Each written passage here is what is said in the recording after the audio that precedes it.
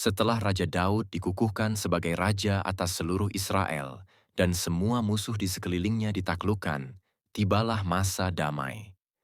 Ia tinggal di istananya yang megah, terbuat dari kayu aras yang mahal, simbol kemakmuran dan kemenangan yang Tuhan berikan kepadanya.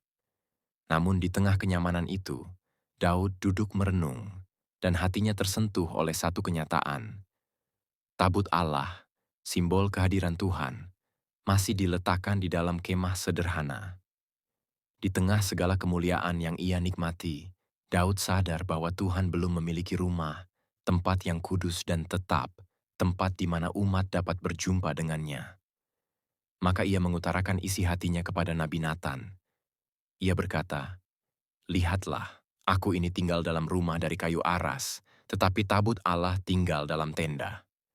Dan Natan, yang melihat tulusnya hati raja itu, menjawab, "Lakukanlah segala sesuatu yang ada dalam hatimu, sebab Tuhan menyertai engkau." Tetapi malam itu, Tuhan berbicara kepada Natan. Pesannya mengejutkan dan penuh misteri kasih karunia. Tuhan berkata bahwa Daud tidak akan membangun rumah baginya. Sebaliknya, Tuhanlah yang akan membangun rumah bagi Daud.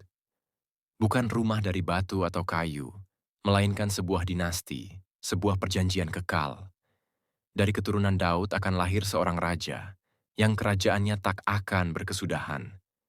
Janji itu menunjuk kepada Sang Mesias, Yesus Kristus, anak Daud, Juru Selamat dunia.